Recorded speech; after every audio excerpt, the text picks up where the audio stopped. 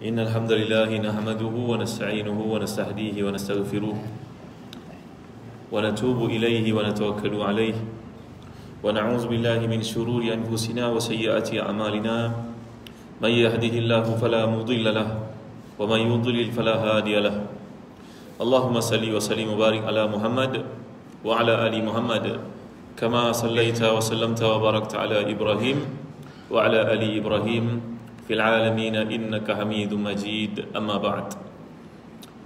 Tuan Pengerusi Majlis yang berhormat Senator Datuk Haji Ismail Ibrahim Al-Fadhil Al-Ustaz Muhammad Mawardi bin Haji Syafi'i, dan seterusnya Encik Abu Bakar bin Alwi, Encik Jaafar bin Madrus, Encik Zahari, Tuan Haji Sanusi dan Encik Abu Bakar bin Alwi, serta semua hadirin hadirat, tuan-tuan pegawai kerajaan yang hadir pada malam yang mulia ni.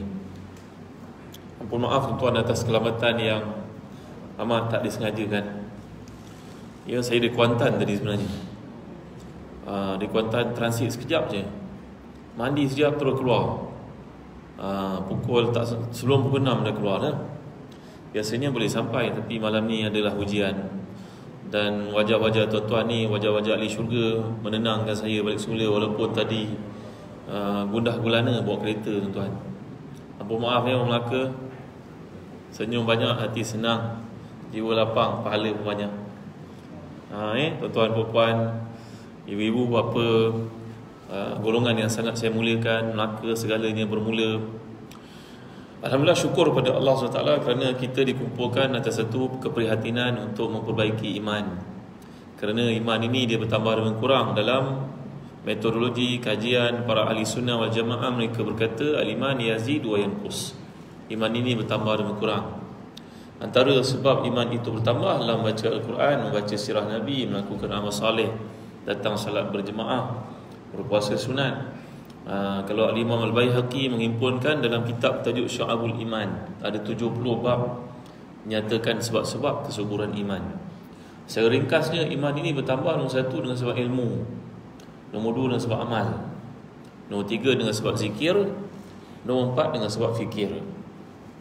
Ilmu yang mendekatkan diri kita kepada Allah. Amal dah tahu, lekah-lekah buat. Dan zikir berarti doa-doa yang kita amalkan. Dan fikir muhasabah diri, merenung, melihat. Maka ini adalah peluang untuk menambah iman. Kalau kita nak pergi lebih terperinci, kita kena belajarlah bab iman. Jadi pada malam ni tajuk yang diberikan adalah tajuk berkenaan Maulid tuan-tuan ni. Betul insya-Allah, hebatnya orang Melaka. Sekarang berbulan Muharram Safar. Tapi tuan-tuan sudah pun mengambil berat bab Maulid Nabi Muhammad sallallahu alaihi wasallam. Jadi sebenarnya peristiwa ini setiap tahun kita dengar dan kita baca. Alhamdulillah, tuan-tuan yang dimuliakan Allah sekalian, bila kita melihat ayat Allah SWT menceritakan Nabi kita sallallahu alaihi wasallam, laqad kana lakum fi rasulillahi uswatun hasanatun liman kana yarjullaha wal yawmal akhir wa dzakarallaha katsira. Hanya sungguhnya pada Nabi itu Muhammad sallallahu alaihi wasallam contoh yang terbaik untuk mereka yang ingat Allah dan mengingatinya dengan sebanyak-banyak, beriman kepada Allah dan mengingatinya dengan sebanyak-banyaknya. Kata para ulama, perkataan yang tepat untuk kita rujuk kepada Nabi adalah uswah, qudwah. Tak sesuai kalau kita sebut perkataan idola. Kerana idola itu berasal dari perkataan bahasa Arab yang merujuk kepada idol, I-D-O-L, yang merujuk kepada worship, yang merujuk kepada sembahan. Nabi bukan untuk disembah, Nabi untuk diikuti. Tuan-tuan dimuliakan Allah sekalian, dahulu orang-orang Turki Osmani ketika mereka menaungi negara-negara umat Islam menjadi pemimpin, Allah amanahkan untuk orang Osmania kepimpinan mereka selama 800 tahun. Orang Osmania ni sangat prihatin dan cinta kepada Nabi SAW. Itu salah satu sebab mengapa Allah muliakan mereka dengan pembukaan Konstantinopel. Kalau kita pergi ke masjid-masjid di Turki, kita akan lihat nama Allah, nama Nabi itu bersebelahan duduknya. Nama Allah dengan nama Nabi SAW. Bahkan nama-nama para sahabat ahli syurga, nama-nama isteri Nabi setengah masjid, nama-nama anak-anak Nabi, nama-nama para sahabat yang unggul 10 orang, semuanya digantung untuk kita ataupun orang pada masa itu mengenali Nabi dan juga para sahabat radhiyallahu alaihim ajma'in. Ada sejarah yang belum dapat dibuktikan bahawa dulu Melaka mempunyai hubungan yang sangat rapat dengan Uthmaniyah Turkiye. Kerana baru-baru ni ditemui meriam milik kerajaan Sultan Muzaffar Melaka. Melaka dapat meriam, tuan-tuan tahu tak? Tahu kau Melaka? Allah, syabas tuan-tuan. Siapa kata orang Melaka ketinggalan zaman ni? Ada sejarah mengatakan, sejarah yang dipalsukan, bahawa ketika Portugis menyerang Melaka dengan bom itu, dia kata Panglima Melaka menangkap bom itu. Apakah bodoh kata-kata ini, tuan-tuan? Takkanlah orang Melaka macam tu punya jahil bom dia tak tahu. Sejarah yang nak dipermain-mainkan orang Melaka, padahal orang Melaka ni punya tamadun. Dan tuan-tuan mempunyai susu galuh daripada orang-orang hebat di Melaka. Tuan-tuan ni lah anak-anak orang bendahara, anak-anak orang-orang besar Melaka. Tuan-tuan ni keturunan mereka, betul tak tuan-tuan? Saya tidak, saya keturunan Bangladesh, tuan-tuan. Saya keturunan India. Tuan-tuan, ini punya sejarah besar di Melaka. Maka bila kita baca kisah Osmaniyah, kerajaan Islam Osmaniyah, mereka kuat 800 tahun menaungi negara umat Islam. Mereka tak pernah menjajah negara Arab. Kalau orang Arab kata Turki menjajah mereka, itu satu berita palsu sebenarnya. Kalau tuan-tuan ada peluang pada ini, tuan-tuan lihatlah cerita kerajaan Islam Osmaniyah, namanya Ertugrul. Tengok tak? Ertugrul, tengok. Tak tengok ni filem saya nasihatkan tuan-tuan tengok. Ertugrul namanya. Dia pengasas kepada kerajaan Islam Osmaniyah. Bapa kepada Osman itu namanya Osman bin Ertugrul bin Sulaiman Shah. Dia pengasas kepada dinasti, dikata dinasti lah kerana dia kepimpinan berdasarkan kepada keturunan Bani Osmaniyah. Tengok tuan-tuan macam mana hebatnya keunggulan mereka memperjuangkan Islam, cinta pada Nabi, cinta pada ilmu, kekuatan yang ada, jati diri yang ada, tidak mudah untuk menjual diri. Inilah kesan ataupun sejarah yang kualiti yang sama dimiliki oleh datuk nenek moyang tuan-tuan di Melaka dahulu, ratusan tahun dahulu. Sejarah tidak boleh kita palsukan. Orang Melaka dulu punya kualiti diri yang hebat. Baik, kembali kepada kisah Nabi kita sallallahu alaihi wasallam. Nabi telah pun diberi keistimewaan untuk disebut nama Nabi bersama dengan nama Allah di banyak tempat.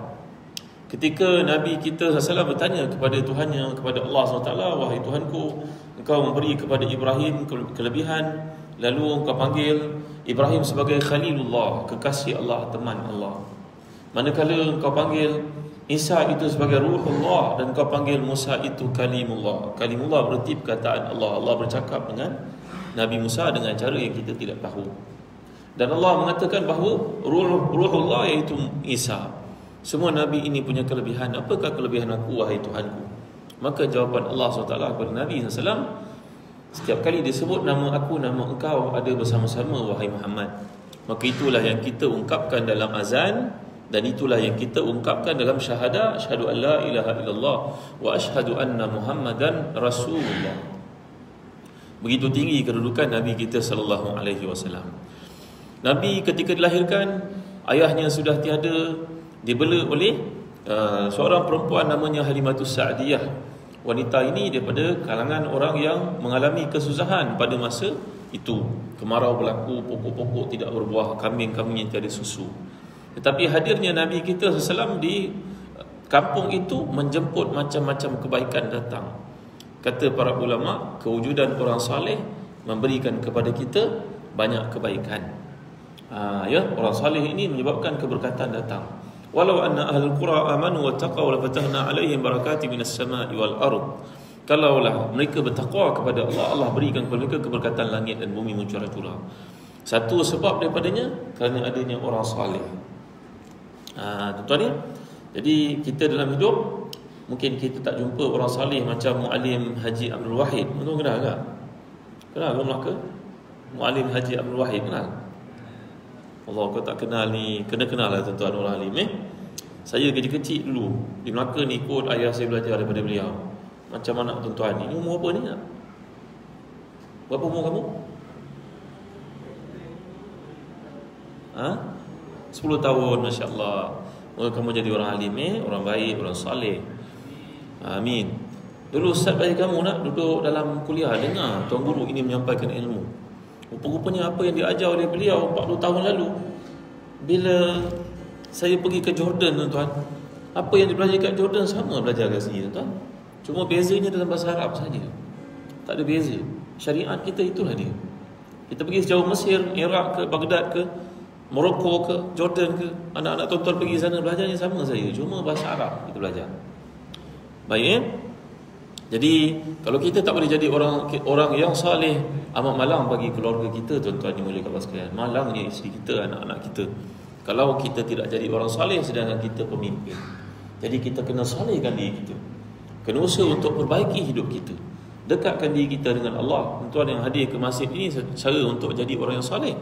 Baca Al-Quran, puasa sunat, kalau boleh dapat buat 3 kali 3 hari dalam sebulan pun alhamdulillah. Bacalah Al-Quran sekurang-kurangnya 10 ayat seharian. Kalau kita dah baca surah Al-Kahfi tiap-tiap Jumaat, Allah beri pada hati kita nur, Allah beri pada wajah kita nur, Allah beri pada kehidupan kita nur. Itu tandanya Allah beri sedikit curahan kesalehan kepada seseorang seperti itu, tuan-tuan dimuliakan Allah sekalian. Jadi datangnya Nabi dalam keluarga Bani Sa'ad itu menyebabkan keberkatan datang. Kambing-kambingnya mengeluarkan susu, pokok-pokok tamarnya berbuah. Orang semua hairan, padahal musim itu kemarau. Kenapa kambing kami tiada susu, dan pokok-pokok kurma kami tidak berbuah, tetapi Halimah punya milik semuanya menjadi.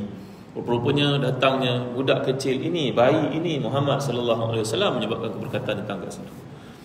Sebaik saja usia 6 tahun dipulangkan kepada ibunya, dan sebelum itu Halimah telah diberitahu oleh anak-anaknya yang lain. Antaranya adik-adik susu Nabi namanya Syaimah. Nanti kat ujung nanti saya nak bagi soalan, siapa dapat jawab saya nak bagi hadiah buku. Ingat tak apa saya sebut ni? Ceramah ni tak lama, paling lama pun 3 jam saja. Boleh 3 jam. Anak-anak ke belakang tekun dengan ustaz. Alhamdulillah, anak-anak wajah-wajah orang saleh ramai lah kat masjid, tuan-tuan. Tahniah, tuan ya. Jadi Nabi SAW pernah ditangkap oleh 2 orang lelaki yang tegak. Dibaringkan Nabi, kakak abangnya nampak. Salah seorang daripada adik-adik susunya bernama Syaimah itu. Syaimah berarti tarik lalat. Syaimah. Dia melihat Nabi ditangkap oleh lelaki yang tegak. Mereka tak boleh buat apa-apa. Dia lakukan sesuatu pada dadanya. Mereka bertempiaran lari. Mendapatkan ayah ibu mereka memberitahu adik Muhammad ditangkap, dibaringkan orang, dibuat sesuatu pada dadanya. Berlarilah ayah dengan ibunya pergi ke tempat kejadian. Tiba-tiba mereka melihat Nabi Muhammad, anak angkat mereka ini sudah tidak ada orang di sisinya, wajahnya saja yang pucat. Mereka takut. Mereka bawa Muhammad ini pergi kepada ibunya, iaitu Aminah, seorang ibu tunggal yang kewafatan suami. Berkata kepadanya, wahai Aminah, kami takut bila Muhammad ni satu kejadian berlaku padanya. Aminah berkata, tak apa wahai Halimah, jangan bimbang, ambillah, teruskan jaganya.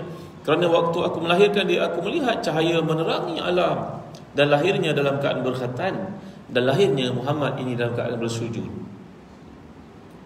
Tuan-tuan kena ingat nama Muhammad itu satu nama terpuji. Maka ketika orang-orang Arab mengkeji Nabi, mereka tidak boleh mengatakan terkejinya yang terpuji itu. Boleh tak kata Muhammad mana terpuji, kejinya si terpuji itu? Boleh tak cakap macam tu? Laras bahasa pun tak munasabah, tuan-tuan. Ya, macam kita kata, perempuannya lelaki itu. Lelaki je perempuan lah. Tak boleh, tak sesuai. Hitamnya benda putih itu, tak boleh. Dia berlawanan, tuan-tuan. Jadi Nabi kita Muhammad sallallahu alaihi wasallam daripada kecil, ibunya berkata, aku melihat cahaya menerangi, lahirnya sudah berkhatan. Kemudian lahir dalam keadaan sujud. Banyaklah cerita yang sampai setengah hadis ini dikatakan tidak kuat, tapi diceritakan oleh para ulama. Ya, dan Halimah menjadi gusar lagi, berkata kepada Aminah, setiap malam dia akan keluar daripada rumah untuk melihat langit, bulan, bintang, padahal usianya baru 3-4 tahun. Ini juga menakutkan aku, tak pernah anak-anak lain buat. Aku mencarinya waktu malam, daripada dakapanku dia hilang. Rupanya dia keluar, dia tengok langit, bintang, bulan. Dia umur dia baru 2-3 tahun. Ini adalah tanda budak ini berfikir, tuan-tuan dimuliakan Allah sekalian. Mudah-mudahan anak-anak kita jadi orang berfikir. Pelajaran di sekolah itu penting, A itu penting, tapi jangan hina kalau dia tak dapat A. Kerana abjad dalam peperiksaan ada 28 A sampai Z. Kenapa yang kita risau kalau tak dapat A? Tuan-tuan dimuliakan Allah sekalian.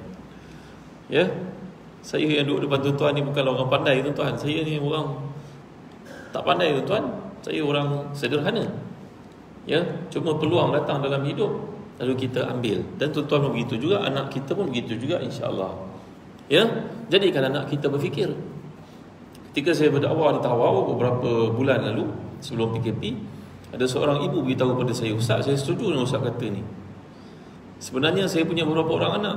Saya kematian suami usia saya 40 tahun. Anak saya yang kecil sekali umurnya 7 tahun pada masa itu. Dia orang Kalimantan, berhijrah ke Tawau perempuan ini. Anak-anak atas semua tak sekolah. Yang kecil tu saya nak sekolahkan dia. Rupanya dia ikut abang kakak dia semua tak nak sekolah. Dia pergi sekolah 3 bulan dia menangis. Sekolah dekat Tawau. Lalu saya berkata pada dia, ya, Aman ni tiap hari penat mak duduk tunggu kau kat kantin tiap hari, kau nak hilang je wajah mak kau menangis. 3 bulan kau menangis, kalau begini bila lah kau nak belajar. Cuba kau beritahu mak, kalau mak kena tunggu kau, mak tak boleh kerja, mak kerja basuh pinggan mangkuk, kena makan orang dekat Tawau tuan. Perempuan yang mulia ni, wanita yang mulia ni. Kalau kau tak nak sekolah, mak tak payah beratkan, tak payah paksa kau, abang kakak kau pun tak sekolah, mereka bolehlah hidup, tapi tak senang nak. Aman ini menerima cabaran daripada maknya tuan-tuan. Umurnya 7 tahun. Sekarang umurnya sudah 40 tahun. Maknya sudah dekat 80 tahun. Maknya berkata, Aman ini usianya pada masa itu tak pergi sekolah, 7 tahun, sekarang umurnya 40 tahun, lebih kurang 33 tahun. Aman ni tak sekolah. Sekolah 3 bulan saja dari satu. Ayahnya meninggal dunia kan, tak ada orang nak bayar duit, maknya pun tak boleh nak biaya. Tapi dia duduk bekerja kat kapal sawit. Akhirnya sekarang dia ada 5 buah lori kan. Dan ada berbelas-belas orang pekerja kapal sawit. Dan orang tak boleh kerja kapal sawit, dia boleh usahakan. Dan dia lah yang hantar mak dia pergi umrah. Dan dia juga yang hantar mak dia pergi haji. Saya bukan merendah-rendahkan ilmu tuan. Bukan kata belajar tak penting, bukan. Cikgu-cikgu marah kat saya nanti, bukan. Maksudnya berfikir itu lebih penting daripada belajar. Kalau belajar tak berfikir nak buat apa tuan-tuan? Belajar dan berfikir itu penting. Jangan belajar saja tapi tidak berfikir. Nampak tak? Maka Nabi kita daripada kecil, usianya 3 tahun, dia keluar pada rumah waktu malam. Ibu angkatnya mencari-cari, tidak ada Muhammad dalam rumah. Rupanya dia keluar melihat bintang, langit, bulan. Dia bertanya kepada ibu angkatnya, bulan penuh malam ini. Ya, apa nama bulan penuh? Bulan penuh dalam bahasa Arab panggil Badrun. Kalau bulan yang Januari, Februari, Mac, April tu dipanggil Syahrun. Kalau anak bulan dipanggil Hilalun. Kan tuan-tuan? Ya, kadang-kadang bulan disebut Qamarun. Ada orang nama Qamaruddin. Bulan agama. Qamaruzaman, bulan bagi zaman ini kan. Ya, berbeza-beza. Kenapa nama demikian? Daripada kecil dia berfikir tuan-tuan. Inna fi khalqis samawati wal ard wa ikhtilafil laili wan nahar la ayatin li ulil albab. Alladzina yadhkuruna Allaha qiyaman wa qu'udan wa 'ala junubihim wa yatafakkaruna fi khalqis samawati wal ard. Rabbana ma khalaqta hadza batila subhanaka faqina 'adzaban nar. Nabi kita merealisasikan ayat ini iaitu berfikir. Berfikir menyebabkan julat dalam iman kita meningkat tuan-tuan dimuliakan Allah sekalian. Maka ajarlah anak-anak kita berfikir. Duduk mereka, ajak mereka berfikir. Ada seorang belajar dekat UK, United Kingdom. Beliau ni di United Kingdom menemani suaminya. Ramailah kawan-kawan menghantar anak tak mampu nak hantar ke sekolah, hantar anak-anak mereka duduk dengan perempuan yang mulia ini. Anak bayar anak-anak tuan-tuan lah. Ya, jaga anak-anak kawan. Nanti tengok anak kawan nak buat macam mana ya. Nak ajar tak erti. Dia pergi ke gereja kat UK. Dia tengok macam mana cara guru-guru yang berdedicated agama Kristian itu mengajar anak-anak storytelling, cerita daripada Taurat, daripada Bible. Maka budak perempuan yang mulia ini mengajar anak-anak kawan-kawan yang duduk kat rumah lepak-lepak tak ada kerja, budak-budak kecil tu dia ajarnya memahami Quran dengan cerita penceritaan. Kalaulah tuan-tuan ada cucu, ada anak, saya nasihatkan tuan-tuan miliki buku ini. Buku ni aktiviti memahami Al-Quran. Namanya Kisah Nabi Yusuf, Kisah Surah Duha, Kisah Surah Asy-Syams, Kisah Surah Al-Lail. Kabarnya anak-anak yang tak minat maths pun bila belajar Surah Yusuf, dia kena kira bulan ada 11, kira lama-lama minat maths dia. Dia belajar secara indirectly tuan-tuan. Dia dapat ilmu itu ketika duduk kat UK, belajar daripada orang Kristian. Macam mana orang Kristian mengajar anak-anak mereka, dia ambil benda yang baik, dipadankan dengan Al-Quran. Sekarang keluar satu siri memahami Al-Quran untuk anak-anak. Tuan-tuan milikilah bahan ini, sangat menarik. Ya, tulisan oleh Dr. Ammar dengan isinya Ummu Ammar, yang sangat menarik untuk kita ajar anak-anak kita memahami, berfikir tentang Al-Quranul Karim. Baik tuan-tuan dimuliakan sekalian. Kemudian Nabi kita SAW telah pun dibersihkan hati dalam peristiwa yang berlaku itu. mak angkatnya takut, pulangkan kepada bondanya kata tak apa, teruskan jaga. Daripada kecil lagi Allah telah bersihkan hati Nabi-Nya SAW daripada kekotoran mazmumah. Kerana mazmumah dalam hati ini akan menyebabkan tergencatnya ke pembangunan iman dalam diri. Kerana kita tidak boleh mengumpulkan air kotor dengan air bersih sekali dalam botol ini, tuan-tuan. Boleh tambah air kotor dengan air bersih ini, boleh kan? Tak boleh, kena bersihkan botol ini, buang air kotornya, baru masukkan air yang bersih, suci, baru boleh minum. Maka demikian juga hati itu kena dibuang mazmumahnya dulu, barulah diisi dengan mahmudah. Orang tasawuf kata ini takhliyatun. Takhliyatun kha. Kalau menghiaskannya namanya tahliyatun ha. Ya, kena buang mazmumah, buruk sangka, marah tak kena tempat, ya, prejudis, takabur, riya, ini semua kena dibuang. Maka Nabi SAW telah pun dibersihkan hatinya beberapa kali, termasuk ketika baginda masih kecil lagi seperti itu. Kemudian Nabi pun pulang kepada bondanya. Bondanya bela sekejap, bondanya pula wafat pada usia Nabi pada masa itu 6 tahun, dijaga oleh datuknya bernama Abdul Muttalib. Abdul Muttalib pula mati ketika Nabi usia 8 tahun. Sudah jatuh ditimpa tangga, dalam kitab-kitab agama dahulu berkata, jatuh ditimpa tangga. Ya, satu-satu musibah datang dalam hidup. Tuan-tuan, kalau kita dalam hidup ni kena rajin amalkan doa Nabi anjurkan. Tuan-tuan tahu tak doa ni? Allahumma inni a'udzubika min jahdil bala wa darakis syaqa wa su'il qada wa syamatatil a'da. Tahu tak doa ni? Cuba ikut saya baca. Allahumma inni a'udzubika min jahdil bala wa darakis syaqa wa su'il qada wa syamatatil a'da. Ya Allah, aku mohon perlindungan kepadamu dari beratnya ujian dan berterusannya kepayahan, wa darakis syaqa wa su'il qada, dan buruknya ketetapan qada terhadapku. Yang terakhir sekali, wa min syamatatil a'da, dari gembiranya musuh melihat jatuhnya aku. Jadi 4 perkara ni kita kena mohon pada Allah selalu perlindungan. Jahdil bala maknanya ujian berat sangat. Berat sangat ujian, tuan-tuan. Wa darakis syaqa, berterusannya masalah berlaku. Hari ni tayar kereta pecah, besok rumah pula pecah, lusa kena tipu pula. Tak berhenti-henti ujian berlaku dalam hidup. Memanglah ujian ni menghapuskan dosa, betul. Tapi kalau bertimpa-timpa, berat juga, tuan-tuan dimulai Allah sekalian. Ada orang datang ke masjid beritahu, tolonglah saya, tolonglah bagi apa saja derma yang boleh. Saya duduk dekat kampung, balik musim PKP bersama isteri anak-anak, kemudian adik-adik halau keluar daripada rumah pula. Lepas tu kereta yang diambil dirampas pula oleh mereka. Kita pun heran, macam mana kereta kau orang lain boleh rampas pula? Hutang ke? Betul tak? Ujian satu-satu timpa hidup. Jadi kita minta pada Allah perlindungan daripada perkara sedemikian.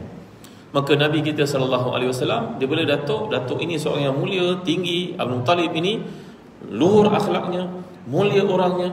Kalau dia duduk dekat Kaabah itu, dia ada satu serban. Tidak siapa dibenarkan duduk kawasan tersebut, walaupun cucu-cucunya, kecuali Muhammad SAW. Setiap kali dia duduk di situ, pakcik-pakciknya cuba tepikan dia. Datuknya berkata, saya pun lahu sya'nun, kata Ibnu Hisham, biar duduk situ, budak ni lain daripada yang lain. Kerana datuk itu yang menamakannya dengan Muhammad, ilham daripada Allah SWT. Ya, tuan-tuan dimuliakan Allah sekalian. Kemudian Nabi kita pun kehilangan datuk pada usia 8 tahun. Dibela oleh pakciknya bernama Abu Talib, seorang lelaki bangsawan, tetapi seorang yang serba kekurangan hidupnya, miskin, susah, anak-anaknya ramai. Isteri kepada Abdul Muttalib, datuk itu bernama Fatimah. Tuan-tuan tahu? Nenek Nabi kita bernama Fatimah. Tahu? Tak tahu? Ramai orang tak tahu Dan makcik dia, iaitu makcik baginda, isteri kepada Abu Talib, pun namanya Fatimah. Faham? Itu sebab Nabi cukup suka nama Fatimah. Namakan puterinya Fatimah. Kalau tuan-tuan punya datuk, nenek yang sangat baik dengan tuan-tuan, ambillah nama itu, letak pada anak-anak. Faham? Ulang balik semula nama tu macam orang Arab. Kerana orang tu banyak jasa kepada dia, Maka namakan anak macam datuk. Tengok anak, ingat datuk, baiknya datuk dulu. Kan tuan-tuan? Itu PL, PL. Tabiat orang-orang Arab Maka Nabi kita SAW menamakan salah seorang putrinya yang tercinta itu Fatimah, mengambil sempena neneknya yang sangat sayang. Tentulah Abu Talib ni lelaki pemimpin sibuk, nenek itu yang banyak bagi Nabi kita makan, tuan-tuan. Dan ketika dia bela oleh pakciknya bernama Abu Talib, tentulah Abu Talib sibuk. Makcik itu yang lebih berat tentang Muhammad sallallahu alaihi wasallam. Kerana orang Arab ini mereka kurang highlightkan cerita orang perempuan. Ni saya orang Arab, dia kurang cerita bab perempuan. Tapi kalau kita cari, kita jumpa. Maka dua orang Fatimah ini, orang Arab sebut Fatimah Tani. Satu Fatimah, dua Fatimah Tani. Banyak? Apa dia? Jamak kepada Fatimah apa dia? Mana orang belajar Arab? Ya Allah, cakap orang putih hebat. Bahasa Arab tak tahu belajar tuan ni. Fatimah, Fatimah Tani, Fawatim. Jamaknya Fawatim. Fawatim Maka Nabi kita SAW dibela oleh pakciknya bernama Abu Talib. Abu Talib sibuk berniaga. Nabi cuba mengambil peranan untuk membela kambing, menambahkan pendapatan keluarga yang susah itu. Ini satu perkara yang kita kena garap pada anak-anak. Anak kita baik, dia minta bagi kita wang. Nak, kalau nak minta apa-apa, jangan ambil orang punya naik, minta pada ayah. Tapi ayah akan bagi kau kerja. Contoh kerja yang kau kena buat. Kau kena bersihkan tingkap rumah, kau kena basuh pinggan mangkuk, buat jadual, basuh baju, sidai baju, lipat baju. Ajar tuan-tuan, besok dia masuk MRCM, dia tahu. Betul tak? Ya, banyak orang asrama, anak-anaknya masuk asrama, ni satu teguran. Mereka mengadu kehilangan barang. Bukan hilang, cikgu-cikgu kat sekolah tu penat nak jawab pada PIBG. Bukan hilang. Anak-anak ni kadang-kadang dia leka. Dia sidai, betul dia tak ingat. Buktinya pada hujung tahun, nanti berlori-lori ambil baju itu dibagi pada orang miskin. Baju anak kita sebenarnya, termasuklah anak saya kan. Jadi kena didik mereka untuk menghargai peluang. Macam Nabi kita SAW ketika dibela oleh pakciknya Abu Talib, mengambil kerja, berfikir. Kerana daripada kecil Muhammad SAW ini seorang budak yang berfikir. Maka Nabi kita SAW berfikir bagaimana meringankan beban keluarga yang mulia itu. Nabi bekerja jaga kambing, bawa pulang duit 100% bagi kepada pakciknya Abu Talib. Dan akhirnya minta pakciknya untuk menemani pakcik buat perniagaan di negara Syam. Kalau tuan-tuan pergi ke Jordan, sebelum sampai ke Syam, ada satu pokok tengah-tengah padang pasir, dipanggil the blessed tree.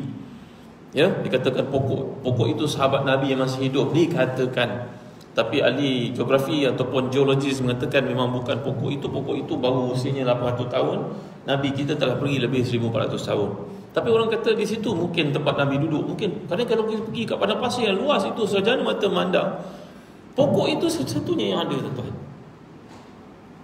Kalau tuan-tuan pergi travel ke Jordan, ke Baitul Maqdis, saya pun ada bawa orang pergi ke sana.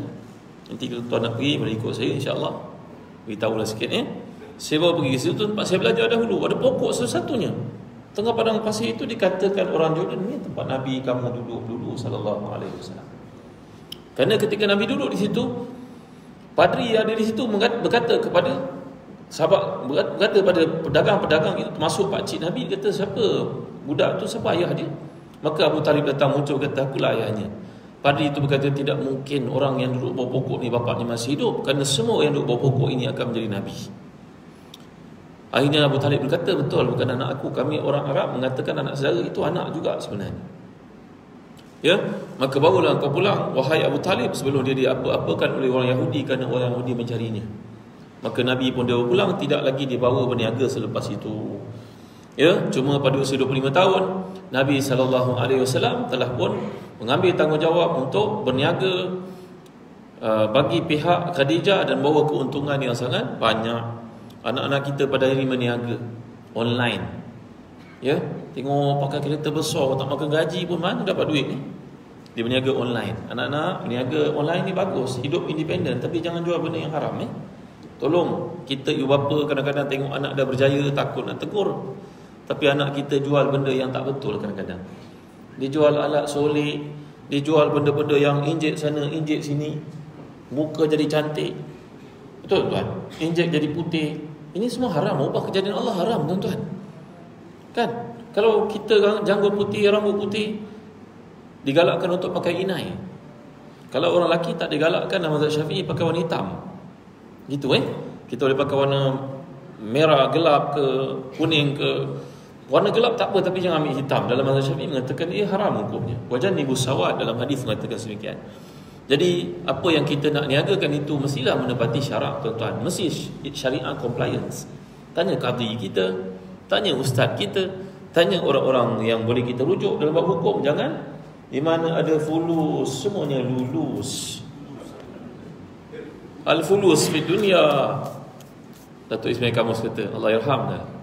Al-fulus fi dunia wa apa dia? Segan nak cakap pula. Wal manfus fil akhirah. Tak mau berniaga benda yang halal. Bagus berniaga, tapi carilah benda yang halal, ada barakah padanya. Ada satu orang saya jumpa kat Kelantan, tuan-tuan. Dulu datuknya menjual rokok. Maju, perniagaannya maju. Pada zaman itu lagi dia sudah ada menara, wisma dan sebagainya, lebih 40 tahun lalu. Satu hari ayahnya dinasihatkan oleh seorang tuan guru pondok, tuan. Berkata kepadanya, kau jual rokok ni tembakau, hukumnya haram. Orang yang isap rokok haram hukum. Dia kata gitu Tuan guru ni Kelantan kata. Nangis dia pergi Mekah, dia minta dekat Mekah, dekat Arafah, ilham daripada Allah nak tukar apa berniaga ni. Dia balik ke Kelantan, kerajaan pada masa itu buka peluang untuk orang-orang Bumi-Putera ni berniaga buku. Sekarang sudah keturunan keempat berniaga buku, ketiga, keempat, mereka memiliki lebih daripada 25 cawangan kedai buku. Sangat barakah hidupnya, tuan-tuan. Ya, kalau kita meninggalkan satu kerana Allah, dalam hadis mengatakan sedemikian, Allah kerana Allah, maka Allah akan gantikan satu yang baik untuk kita. Nasihat saya, orang berniaga, niagalah benda yang halal. Kalau kita usaha takaful cerita pada orang betul-betul, jangan waktu kita menjual takaful itu kita cerita macam-macam yang baik-baik, yang buruk kita tak cerita.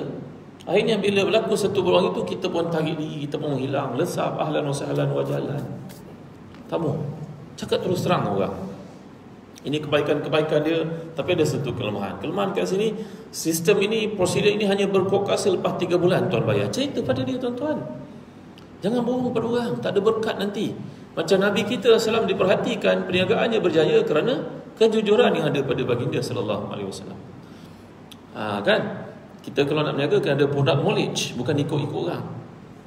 Kan? Saya selalu sebut pada Ketua Menteri Melaka yang sekarang, yang dulu, yang orang politik ada kat sini, tolong sampaikan. Kan? Kita nak galakkan, nak beri peluang pada orang-orang Islam berniaga. Kalau boleh mulakan dekat masjid negeri, itu tempat perniagaan untuk orang-orang muda ini yang susah nak dapat kerja waktu sekarang. Kalau kita cerita bab kambing untuk akikah, janganlah bawa kambing ke masjid pula. Tunjuklah gambar kambing yang ada. Kambing itu dapat daripada mana? Daripada Banting, daripada Negeri Sembilan, daripada mana? Kan tuan-tuan yang boleh kata, carilah orang yang berkemampuan untuk mengajar, bimbing. Jadi Nabi kita berniaga sallallahu alaihi wasallam. Kejayaan demi kejayaan dicapai sehingga menyebabkan Maisarah. Maisarah ni nama lelaki bukan perempuan Nama orang Arab macam perempuan, Maisarah, Muawiyah, Talhah, Maslamah, Mughirah, ini lelaki bukan perempuan. Jadi Maisarah ini lelaki yang menemani Nabi, cakap pada majikannya Khadijah, Muhammad ni seorang jujur. Aku melihatnya, wahai majikanku, ketika berjalan dia tidak berpeluh. Kupu-kupunya aku perhatikan, kupu-kupunya di mana saja dia pergi. Muhammad ini ada awan atas kepalanya, awan di langit menaunginya, dia pergi tempat panas pun tak berpeluh, tak ada bayang-bayang. Kata si Maisarah kepada Khadijah, yang akhirnya Khadijah tertarik dengan sikap Nabi dan meminang Nabi, dan sebagai memenuhi keperluan masyarakat pada masa itu, beritahu pada keluarga Abu Talib untuk datang pinang dia pula, padahal dia yang awalnya meminang Nabi kita sallallahu alaihi wasallam. Maka tuan-tuan dimuliakan Allah sekalian, perniagaan Nabi barakah kerana baginda seorang yang sangat jujur sallallahu alaihi wasallam. Berkahwin dengan Khadijah yang merupakan seorang perempuan yang pernah berkahwin sebelum itu, kematian suami. Kini Nabi SAW, segala keperluan Nabi menjadi mudah kerana isteri yang salihah ini mendampingi, memberikan kemudahan. Dan akhirnya Nabi pada usia 40 tahun melihat orang Arab kebejatan penyimpangan yang berlaku, maka Nabi menaiki Gua Hira untuk mencari pedoman menyelesaikan masalah orang Arab, orang kaya menindas orang miskin. Ketika pulang ke Mekah, baginda mendengar kerap ada orang bagi salam kepadanya, Assalamualaikum ya Muhammad, Assalamualaikum ya Muhammad. Muhammad SAW ini mencari-cari mendatang suara itu. Cuma lepas baginda dilantik menjadi Nabi SAW, barulah baginda tahu. Sebelum baginda dilantik lagi, batu-batu dan kayu-kayu, pokok-pokok yang dilihat dalam perjalanan bagi salam kepada baginda, baginda tidak tahu itu pokok batu yang bercakap. Nanti sebelum akhir zaman, pokok-pokok akan berkata lagi ketika orang Yahudi disembelih oleh orang-orang Islam di Palestin. Kerana batu pokok yang ada di sana akan berkata kepada orang Islam, ta'al ya Abdullah, ta'al ya Muslim, hadza Yahudiyun wara'i ta'al faqtulhu. Wahai orang Islam di sini belakang aku ada orang Yahudi bersembunyi, mari bunuh dia. Kecuali pokok gharqad. Pokok gharqad ni kalau kita pergi ke Palestin pada hari ni, landscape arkitek dan kontraktor yang buat perumahan di negara haram Palestin itu, Yahudi itu, mereka diwajibkan untuk bunuh segala pokok dan tanam pokok gharqad sahaja. Orang Yahudi ini dia percaya pada kata Nabi SAW yang Nabi bersabda, semua pokok dan batu nanti akan bercakap menjebelahi orang Islam di akhir zaman, kecuali pokok gharqad. Kerana pokok gharqad itu pokok Yahudi, maka orang Yahudi ini mewajibkan semua landscape engineer, arkitek untuk menebang semua pokok yang ada, terutamanya pokok zaitun, dan menyuruh tanam pokok gharqad. Pokok gharqad pula susah nak hidup, tuan-tuan. Kalau tuan-tuan tengok dekat Facebook saya tunjuk pokok gharqad. Saya pergi ke sana beberapa kali, alhamdulillah. Dan saya tanya kepada orang Palestin, mana pokok gharqad? Dia tunjuk saya. Ada 2 riwayat tentang pokok gharqad ini. Pokoknya rimbun, ada mengatakan dia menjala. Dua-dua gambar itu saya ambil. Kita pun tak tahu mana satu. Orang Yahudi mencari pokok ini dan mewajibkan untuk tanam di rumah-rumah mereka, tuan-tuan, beriman kepada kata-kata Nabi SAW, walaupun mereka memusuhinya. Jadi kemudian Nabi kita SAW pada usia 40 tahun dilantik menjadi Nabi. Dengan turunnya surah Iqra yang kita sedia tahu, maka mengubahlah cara manusia berfikir, mengeluarkan orang Arab yang Allah nyatakan itu, wallazi ba'atha fil ummiyyin rasulan minhum yatlu alaihim ayati wa yuzakkihim wa yu'allimuhumul kitaba wal hikmah wa in kanu min qablu fi dhalalin mubin. Dialah yang telah membangkitkan di kalangan orang Arab itu seorang yang mengajar mereka Al-Quran dan juga Sunnah, sedangkan orang Arab sebelum itu merupakan orang ummi. Ummi ini berarti tidak reti baca dan tidak reti menulis. Bukan semua, sebahagian besar mereka. Abu Bakar, Umar, Osman, Ali ini orang terpelajar, tuan-tuan. Mereka ni teknokrat. Mereka ni businessman, mereka ni saudagar. Tapi ramai kalangan sahabat Nabi ini merupakan orang tidak terpelajar, ummi dikatakan oleh Allah SWT. Tetapi orang mereka ummi, Islam telah pun meninggikan kedudukan mereka. Macam tu juga kita, tuan-tuan. Kita nak melawan orang-orang bangsa asing pada ini, kekayaan kita kalah, pelajaran kita kalah, tuan-tuan. Dulu saya duduk kat Pantai Kondo, setiap petang kami pergi sembahyang asar, budak-budak main-main kat surau. Pada masa itu kita sempat melihat orang Tionghoa yang datang dengan topi hitam itu kan, makan sayur dalam apa? Dalam sayur rebus dalam macam apa dipanggil? Apa? Bekas koper, apa bekas tu? Bekas besi tu kan, makan, jual aiskrim, cari besi buruk dan sebagainya. Tapi sekarang mana pergi orang ni? Subhanallah. Orang Cina mereka ada prospek dalam hidup, didik anak-anak mereka untuk jadi terpelajar. Ayah susah, kau jangan susah, kau kena jadi orang pandai, kan? Kau kena belajar sungguh, kau kena target, kau kena kejar, kau kena apa. Ya, kita orang Islam kadang-kadang tak perasan tanggungjawab, tuan-tuan. Tapi orang-orang seperti mereka beri target dalam hidup. Mereka ketika dia buka kaunter untuk daftar pilihan raya, berlumba-lumba datang. Saya duduk di Petaling Jaya, penuh tempat orang mendaftar pilihan raya. Anak tuan-tuan dah daftar dah? Daftar tuan, daftar. Pilihan raya adalah wajib orang Islam untuk mengundi orang yang betul.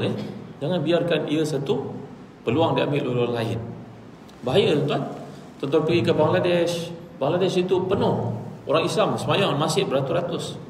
Musim Covid ini pun penuh sembahyang di masjid. Tapi pilihan raya naik, orang tidak berfikiran Islam, tuan-tuan.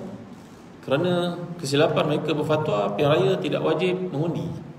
Lalu yang naik itu macam-macam gaya, penjenayah, pencuri harta dan sebagainya. Maka memilih orang yang betul, tanggungjawab kita bersama. Ya, pilihlah orang yang baik-baik, yang punya rekod, apa semua tuan-tuan tahu. Saya tak nak kempen lagi, saya bukannya ahli politik. Tapi ini tanggungjawab untuk beritahu. Maka tuan-tuan dan hati dan dikasih sekalian, kemudian Nabi kita SAW pun menjadi seorang Nabi dan diikuti oleh para sahabat. Dan lihat Khadijah punya pengorbanan ketika Nabi pulang, menggeletar ketakutan melihat Jibril dalam rupa parasnya yang besar itu menenggelami ufuk timur. Sayapnya sahaja ada 600, tak boleh nak bayang.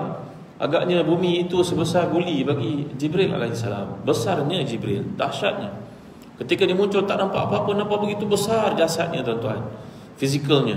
Ya, dan akhirnya datang dalam gua memeluk Nabi SAW. Nabi Kharid, Nabi Kharid. Nabi pun pulang kepada Khadijah. Khadijah berkata, tidak mungkin itu merupakan jin, wahai suamiku Muhammad SAW. Engkau orang yang kata benar, engkau membantu orang, engkau menjaga silaturahim. Mari kita jumpa dengan Waraqah bin Nawfal, sepupu aku.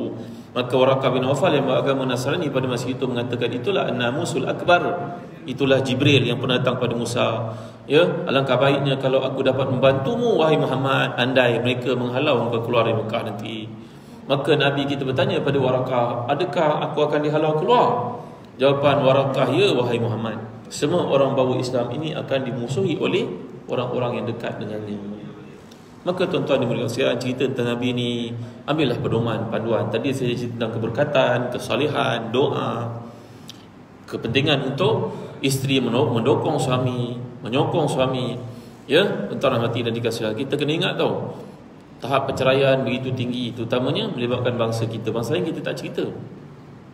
Kadang-kadang kerana terlalu melihat dalam televisyen babak-babak drama yang ada, membayangkan isteri secantik pelakon itu, membayangkan suami sehebat pelakon itu, nak hidup serba mewah, maka ekonomi tak boleh menampung, hidup tak kerti mana yang lebih utama.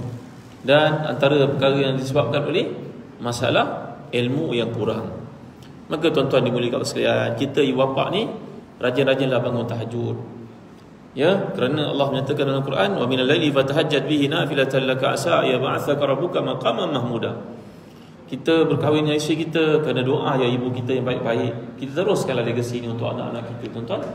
Kita pun tak tahu hari ini zaman teknologi maklumat, Facebook, ramai orang rujuk bertanya, anak dia diminati oleh seorang datang dari Yaman, orang Arab, macam mana ustaz nak terima ke tidak? Saya pula ditanya ni.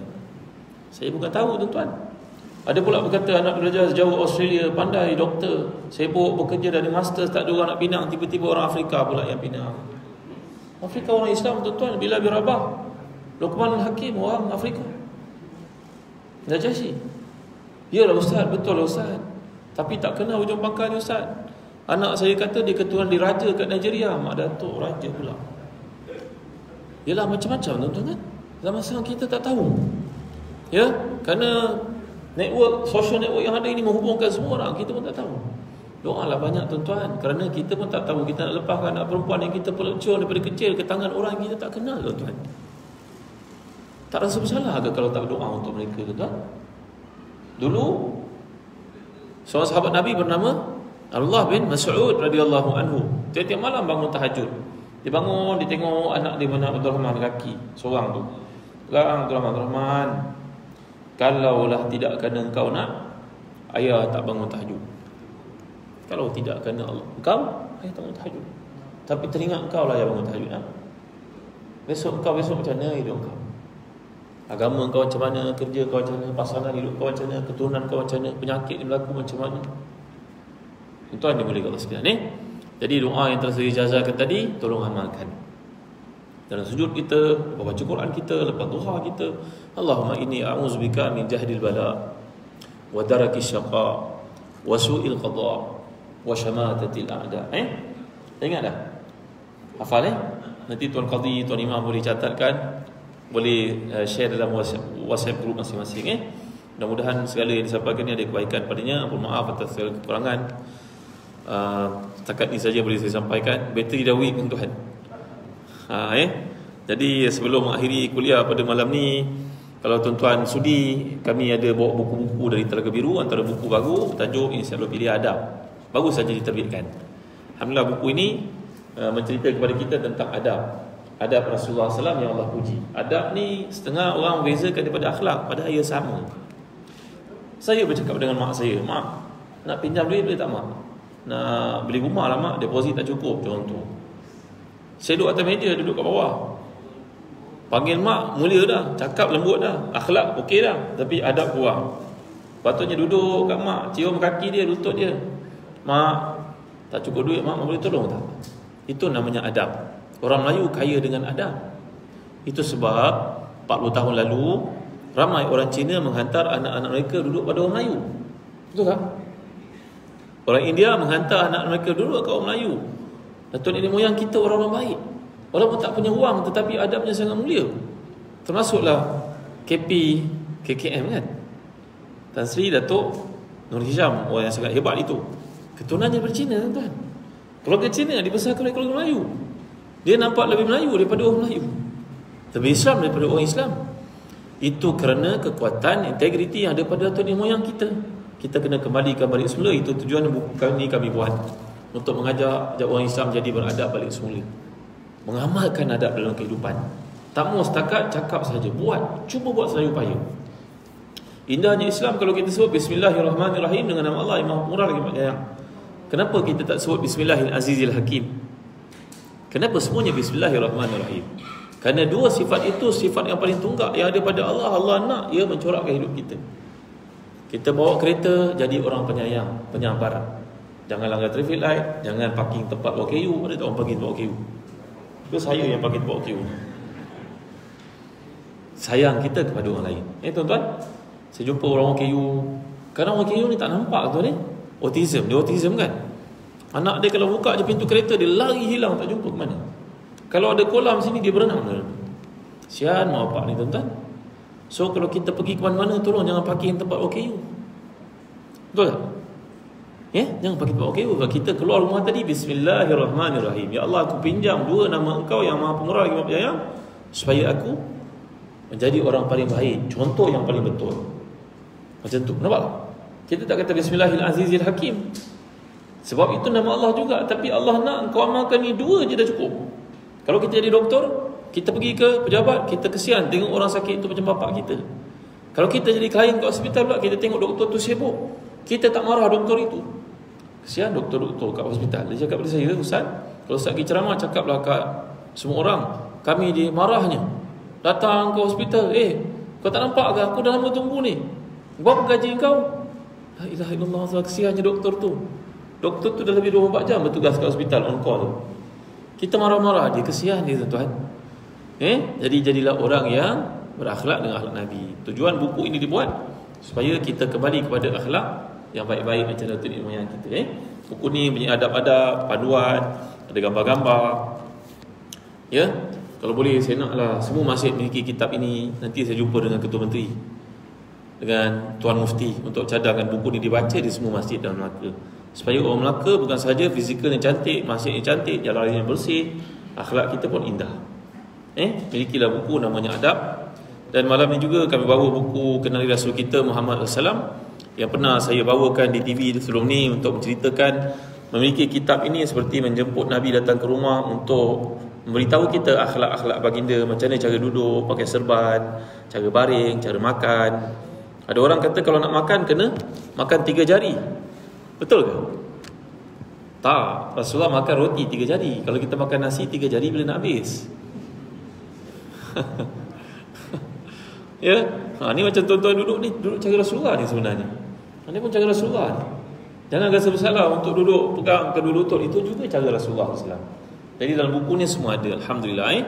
Ada peluang boleh lihat buku ni, namanya Kenali Rasul kita Muhammad sallallahu alaihi wasallam. Baiklah tuan-tuan, nak berhenti tak berhenti-henti. Mengah pun dah mengah dah. Terima kasih tuan, ampun maaf sekali lagi. Sekarang kita tak bersalam tak tangan kat dada saja. Ampun maaf saya kurangan Yang ke depan ni perlu doa tuan-tuan supaya dapat baiki diri. Ampun maaf sangat, saya daripada Kuantan tadi saya sebut, kelang kabut datang, jalan jam. Maafkan saya wajah-wajah yang mulia ni wajah-wajah ahli syurga. Masukkan saya dalam doa tuan-tuan. Boleh Alhamdulillah, syukur. Baik, setakat ini saja dulu. Terima kasih sekali lagi kepada pihak masjid yang sangat gigih, para pemimpinnya yang sangat mulia, ibu ayahnya yang sangat berterima rasa, anak-anak yang sangat hebat di sini, bakal-bakal pemimpin yang hebat pada masa akan datang. Sayangilah anak-anak kita tuan-tuan, berilah pada mereka dorongan, galakan, motivasi. Kecemerlangan akademik itu satu perkara, akhlak sangat penting untuk dijaga. Baik, setakat ini saja dulu. Wallahu a'lam. Sallallahu ala sayyidina Muhammad wa ala alihi wa sahbihi wa sallam. Alhamdulillahirabbil alamin. Wa barakallahu fikum. Wassalamualaikum warahmatullahi wabarakatuh.